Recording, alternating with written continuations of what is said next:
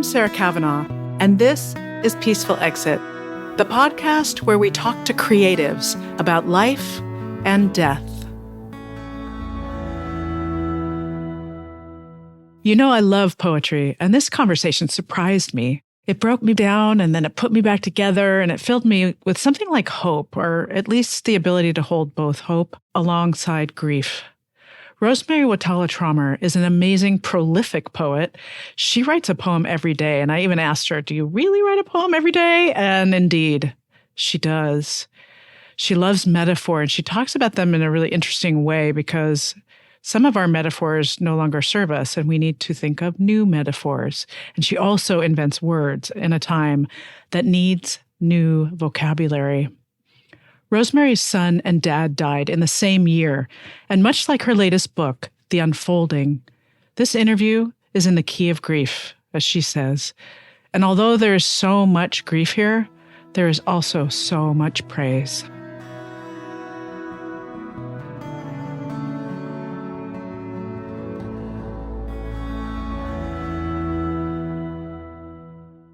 Hi, Rosemerry. Welcome to Peaceful Exit. Hi, Sarah. Thank you. So nice to meet you. What really struck me about your book was sort of this inquiry around acceptance and how we accept exits that aren't peaceful. And you had one in your life, and you lost your father and your son on the same year, as I understand.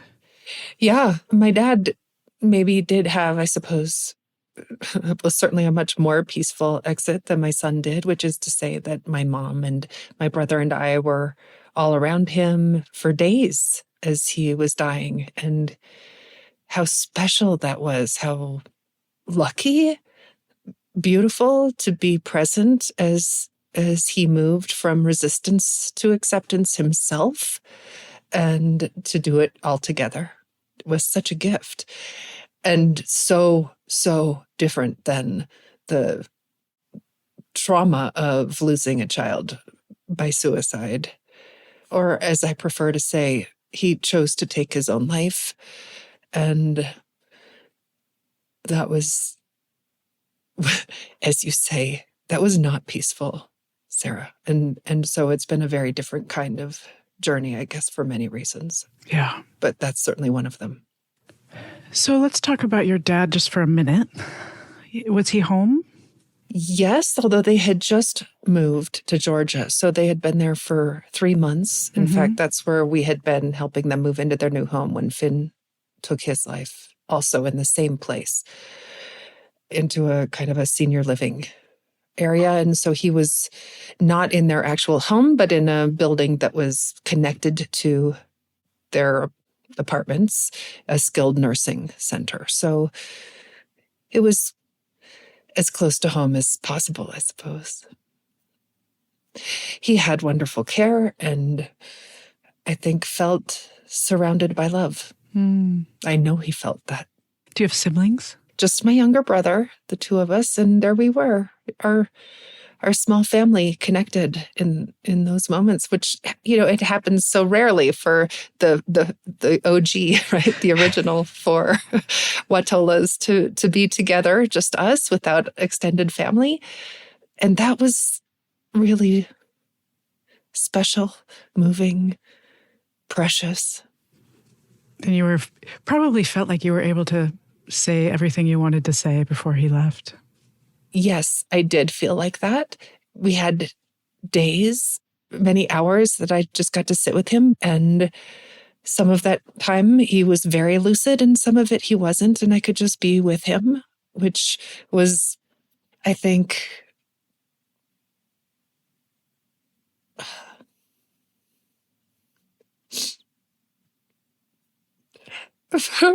forgive me. Although, I know you're really fine with me crying, but it occurs to me, Sarah, that I talk a lot about my son's death, but not so much about my father's. So it's interesting to feel how I'm just noticing in real time that maybe there's some softening that happens the more that we talk about it. And I just can tell how there's more rawness around this grief which is surprising to me. It makes sense. At the last moment, I went and grabbed a roll of toilet paper. Thank goodness. It makes sense because so much attention has been paid to your son's death, and you've written about your son's death, and we'll get to that. We'll get to your book and your poems. But there's not as much in this book about your dad. Yeah. Let's talk for a minute about creating words. I'm shifting a little bit into your book. I feel like in this time, as words are being censored, it takes courage to step into creating language. And I think that's our next call. It's like, what are the words we're going to create for the world we want to see? Yeah. And you've done this, and these 4 beautiful words around praise. Can you talk a little bit about the process for creating words at this time when things seem to be, or some people seem to be wanting to take words out of our language? How do we put words back into our language? Right. And I want to just start with, I think, part of your premise, which is how do we envision the world we most want to be part of? And how does language help us do that? And it's true, I think, that sometimes words feel sorely lacking, and maybe they always will be. You know, I say the word tree, and it's never going to be a tree. It's always a word. It's never the tree itself, right? I write a poem about how much I love my daughter. It is never my daughter, right? It's just the poem pointing to the daughter. And yet there's something so powerful about that act of imagination, that act of creation that strengthens our bond to the world and strengthens our clarity about what it is to be alive, or invites us deeper into the mystery of what it is to be alive so we can steep there. And more than anything, language is connection. It is how we connect with the world around us. It's how we form our own ideas. It's how we reach to other people and communicate and receive it back. When we think of language in this way as an infinite curiosity, as an infinite invitation to wonder, that's when language is its most helpful. And I think when it's its most dangerous is when we have a word and we say, this is it, and this is the only, and it becomes a little prison instead of a doorway. So then to part 2, I think, of your question was about these words that I used in my new book, The Unfolding, and I created 4 new words for praise: Verulia, Sarum, Pangloria, and Communion. Those are all words that are blends, neologisms, new words that try to touch the complexity of what it really is to be alive, which is to exist at the same time in a world that is full of both joy and sorrow. And to know that they're not mutually exclusive. To know that just because we're praising something doesn't mean that we like it all the time, or that we're not surrounded by things that we don't particularly like. For instance, my idea with this word Pangloria, pan, the Greek word for all, gloria meaning glory. And the idea that there is praise available to us in absolutely everything, even the things where it's at first difficult to find it. And I think this time calls for us for holding both. We're all holding both. Okay, a little context setting for our shift here to your poetry. We're going to be reading poems, mostly from your latest book, The Unfolding. But we're also going to look at some poems from your daily writing practice, which I understand you've been writing a daily poem since 2006. Is that correct? That's correct. February of 2006. So that's a long time. It's a really long time, isn't it? And is it actually, so many thousands of poems? Is it actually every day, or do you ever miss a day? Oh, friend, I don't ever miss a day, except there are 2 exceptions. I didn't write for, I don't know, a couple of months after my second child was born, after Vivian was born. And then I didn't write for 49 days, 7 weeks after Finn died. Let's talk about Finn for a minute. Can you give us a little context of, as people are reading your poems, because I want them to run out and buy your book, give us a little context about what happened. So Finn he brought an enormous amount of light to the world. He had just this kind of sparkling personality. He was ridiculously talented in he sounds unreal sometimes when I talk about him, how he, learned how to do backflips on his skis and built his own computers with all kinds of colors in them so they'd also be aesthetically pleasing. And he, won the fencing tournament, and he won the chess tournament, and he won the invention fair. And he just had this kind of brilliant mind and laughed a lot. But he also, I think, brought all that light because he was almost always in pain. And that was something that he began to exhibit the moment he came out into the world. He cried for that whole first year. And, I took him to every kind of doctor, chiropractor, naturopath, just everything we could think of. And people couldn't find out what was wrong, why he was clearly hurting. His first word was shadow. Like not mama, dada, cat. It was shadow. A 2-syllable word about an abstract thing. It was never easy to be Finn Trommer in the world somehow. And his first time that he began talking about wanting to take his life was in 6th grade. And we immediately got him lots of help with therapists and kind of a life coach and acupuncture. And that's when we began the fencing lessons. We changed his school and anything we could do to address him and help him find a way to be here. So it wasn't a surprise, it wasn't out of nowhere when he chose to take his life in August of 2021. And he had been really hurting. He also, the day before he took his life, he had just been accepted into a new school who had just told him over and over how much they wanted him and how grateful they were that he was going to be coming, and they were showering him with praise.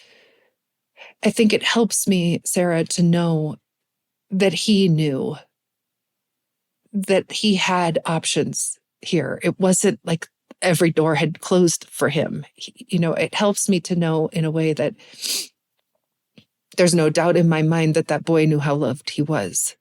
And still, he was somehow suffering so much that this is the choice that he made.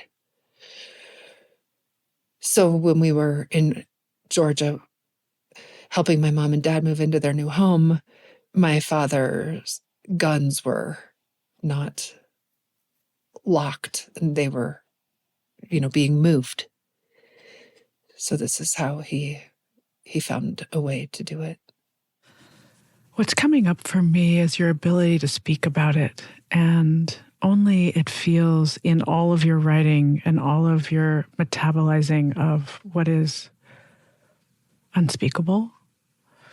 Are you able to sit here and share with me how much do you feel like your poetry, your writing has helped you through this? Oh, Sarah. Well, enormously. There's no doubt about that, but not just after the fact, before the fact too, which is to say that through all those difficult years, I had writing as a way to meet what it was like to be a parent of a child who was brilliant and hurting. And I had a daily practice already in place for at that point, 15 years of showing up to wonder what's here. So that I think that the real gift of that practice, though I would have never said so at the time, and I only can say so now in retrospect, is that when things fell apart, I still had a habit of showing up. So that even when I wasn't writing poems for those first 7 weeks after he died, I still had this impulse to be present. I still had this longing to feel. I remember people saying, you don't actually have to feel it all. And I wanted to more than anything. I wanted to feel it. I wanted to feel the deepest ache of it. When I did begin writing poems again, I do believe, Sarah, that getting to explore my relationship to him and how the poems help that relationship continue to grow, because I'm writing him letters about this is what's happening. This is what it's like to love you now. This is what it's like in the world now that you're not here physically, but you're still here in every way, right? You're still here. I love what you say about how you love him now. And I was wondering, you clearly have a way with words. You're a professional poet, but what about the rest of us? What if we don't have a daily writing practice? You don't need to be a poet or even like poems to allow writing to be a companion for you as you grieve. One of the greatest gifts that a poem can offer us is that it embraces paradox. My invitation to myself is always to write something true.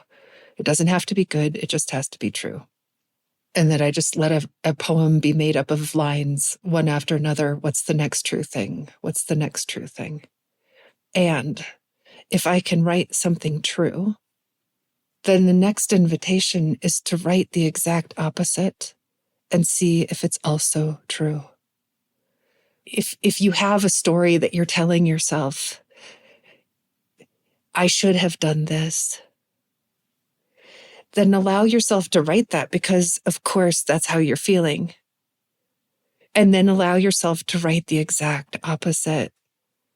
I should not have, fill in the blank, and see if there's any way that that could also be true. And in this way of seeing, just inviting up this paradox, it helps to open us up. Again, there's that word, opening.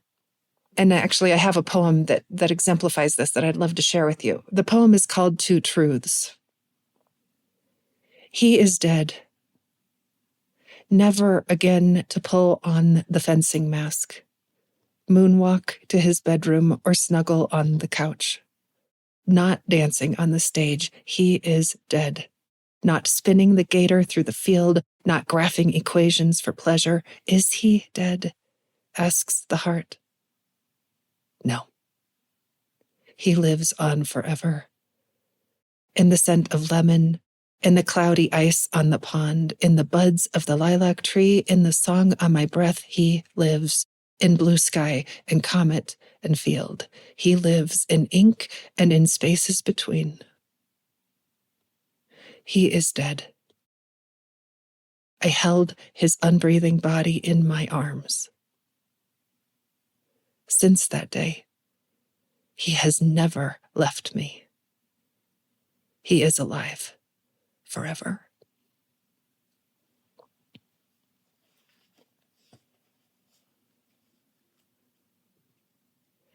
So we take these phrases, he's dead. Is he dead? No, he's alive forever. Are they both true? They're both true.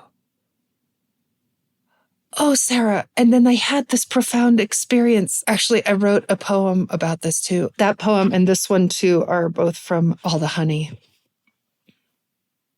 Okay, so this poem is called The Invitation. 2 nights after he died, all night, I heard the same one-line story on repeat. I am the woman whose son took his life. The words felt full of self-pity, filled me with hopelessness, doom. And then a voice came, a woman's voice just before dawn, and it gave me a new shade of truth. I am the woman who learns how to love him now that he's gone.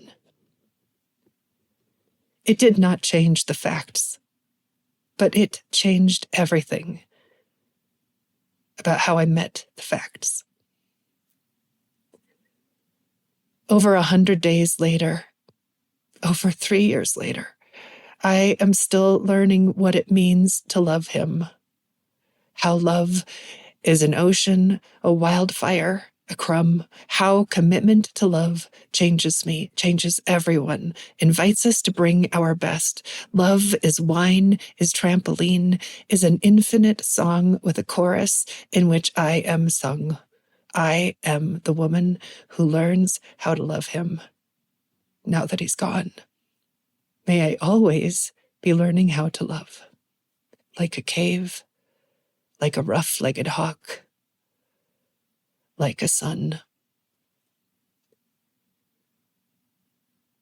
So, visiting the place where your son died, you wrote 2 poems. One is in the new book. How do you feel about reading both of them, or just the one in the new book? Yeah, both of them. I'm happy to read them both. The first time that I went back, Sarah, was when my father, I didn't yet know he was dying, but it was 3 months after Finn died. My dad was in skilled nursing. It was my mother's 75th birthday. So I was determined to go back. And neither my husband nor my daughter felt like they were capable of that, which, of course, I understood. And I knew that it was asking a lot of me to go back to that place, which the only experience I have with that place was helping them move in, and then this enormous loss. So there was no happy memories to help soften what that place represented to me. And then, just in the last few months, it was my mother's birthday again, and I told my daughter that I was going to be going. And she said, "Could I come with you this time?" And I said, "Yeah, of course. And I'll do everything I can to keep you safe as you do that." When we went back, for Vivian, what she most needed was to not go back to that room where he had died. And by the way, she was the one who had found him there. And I understood that completely and knew why it was important for her, even if she stayed in that same little apartment, to not go back to that space. The opposite is true for me, that for me, I need to go sit in that same exact spot on the floor where he died and be there. So I think first I'll read the poem that's about my first time going back to that space. And then I'll read the poem about going back after that with Vivian.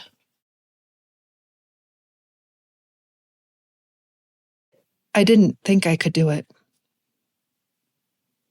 but I found myself rigid in the room where my son took his life. And I sat on the floor in the doorway where he had last sat, where his blood had pooled, and the air had briefly smelled of burning. I sat there, beneath the wall where the bullet had made its narrow hole. I sat there with my coil of sorrow. I didn't want to meet it. I desperately wanted to meet it. I wanted to give sorrow space.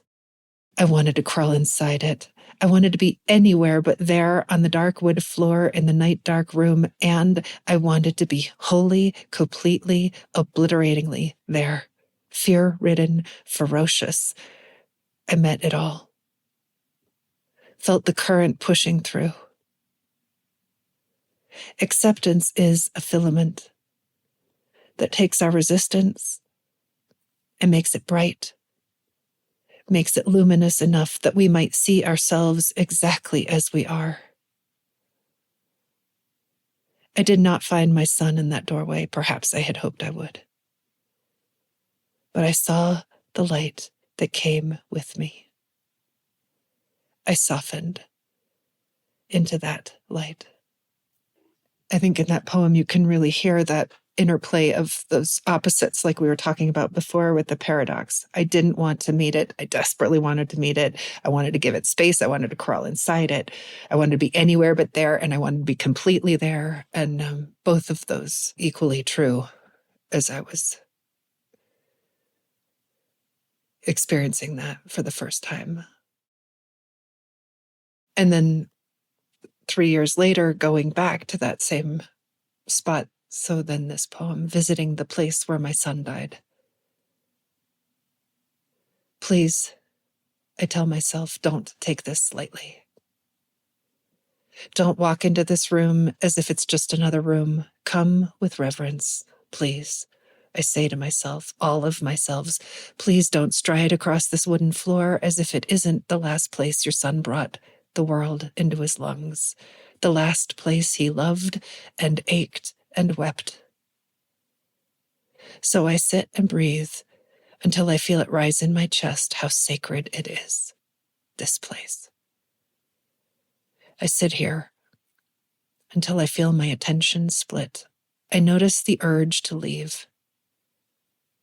I choose again to stay. And the choice baptizes me. Please, I say to myself, please slow to the pace of stone. Nothing to do but be here. And the crying comes and goes and comes again and goes. I close my eyes and let the shadows grow. Then open my eyes and look beyond the window to the sky, the cliffs, the lake. Please, I tell myself, do not refuse to see it is beautiful. What is the part of me that dies? And what is the part that rises, slow and new, to walk again into the world? As you were reading, I could see you create a really beautiful vision around the sacredness of those spaces where people die, honoring that space. And it's terrifying as well. Oh, yeah. All of those feelings, all those big, horrible feelings. Yeah, it's terrifying. I've talked to other parents who've lost children, and you put words to experiences that are very hard to articulate, impossible, really. That's why poetry feels like the exact right art form, because poetry doesn't pretend to articulate things. And I'd love for you to read, they asked if we had more children. After I told them about our 2 daughters, they asked if we had more children. There's no easy way to say it. I told them. Our son died. They were sitting across from us, our new neighbors, afternoon sun streaming into the room with low spring gold. Their grandson sat on the floor, a teaspoon the only toy I had for him. He mouthed it with quiet joy. Was it an accident? She asked. He chose to take his own life, I said. The words hung in the air like dust that sparkles, then seems to disappear. What I did not say. Once we sat on this couch and read books, watched Peter Pan, built pirate forts with pillows, searched for Waldo, and snuggled when it rained. Once he too chewed on my teaspoons before he built computers and took AP statistics and helped me buy a Ford. They murmured, I'm sorry, because that is what people say when there is nothing else to say. When the talk soon turned to bonfires and building permits, I did not mind. It was enough to have acknowledged he was here. What I did not say, but somehow said, just because he's dead doesn't mean he's gone. We have 3 children, 2 daughters, and a son. Oh, friend, there's the ambush, right? Where you just couldn't possibly know you're about to start weeping. And the ambush and I've become such good friends. Which is why you have an entire roll of toilet paper with you. That is why I have an entire roll of toilet paper. I also have realized, Sarah, that I don't mind crying at all. In fact, I think there was a time when I thought, if I'm going to cry, then I'm not going to read that poem. If I'm going to cry, then I'm not going to talk about this. Then I realized that those were the things that I most deeply wanted to talk about, and they mattered the most. And I thought, okay, then I'm going to say them. I'm going to say them, and I'm going to bring my toilet paper. Then I'm bringing my toilet paper, and I'm going to cry, and I'm going to say these things that are the most important things to say. I'm not going to let tears stop me from being as real as possible. Before you read this poem, Grace, will you share the context of the night it was about? So there we were in Georgia. It was late at night, and I love walking late at night. And I always ask my kids if they would like to go walk with me, and they always said no. And this particular night, I said, "Hey, Finn, you want to come for a walk with me?" And he said, yes. I was overjoyed. And so we were just walking around these dark streets in this very rural part of Rome, Georgia. Oh my goodness, he was so happy and easy and giddy. And we were having such a wonderful time talking about ridiculous things. And I was just so in love with that moment. And the poem I wrote that night was about that. Grace, what a loss it would be to not have been born. So I would have missed a Thursday night such as this, in which my son and I walk the dark streets in Georgia and watch the lightning transform the sky into pink flares, and smell some sweet unnameable flower, and talk about Dodge Chargers and knees and roaches. I swear, it has all been worth it. Every second of 51 years for this hour, in which there are no bells, no shoulds, no other tugs except to take the next step down the center line. While in the distance raps another clap of thunder. It strikes me, Sarah, the gift I gave myself that I didn't know I was giving myself, writing this poem about just how wonderful it was to be with him just before he was no longer here. I remember just how true it was, too, that feeling of it's all been worth it just for this hour. Everything in my whole life has been worth it just to have that hour. Not that it was perfect. There was all this other stuff. And yet what was perfect was that we were so in it together, that we were so present in it together. There was a sense, too, that I wrote about in that poem of something ominous coming. And I could feel that, of course, in him. He was so deeply unsettled, and there was so much difficulty happening in his life right then, so much that was hurting him. That was also a part of that moment, so that it was all of it, and just being so present with it together. That was the gift. That was the gift. Still is. It reminds all of us to hold those moments. Not that they're perfect, but that they are what they are when we're together in this physical form, Yeah. What does a peaceful exit mean to you?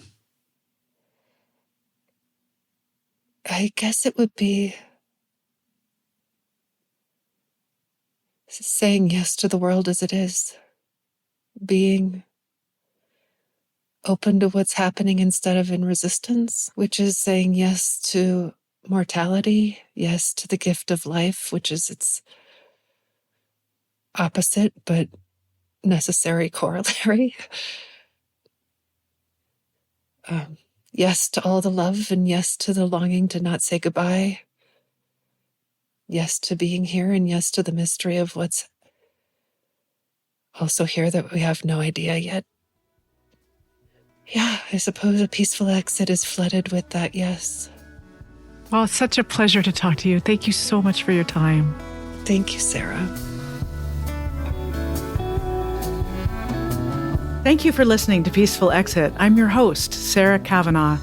You can find me on Instagram at @peacefulexit, and you can learn more about this podcast at peacefulexit.net. Our senior producer and editor is Katie Klein. Our sound engineer is Sean Simmons.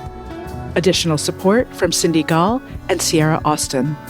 Original music provided by Ricardo Russell, with additional music and sounds from Blue Dot Sessions. If you'd like to support our show, please follow us on Spotify and Apple Podcasts. Rate and review us wherever you listen. It really does make a difference. And as always, thank you so much for listening.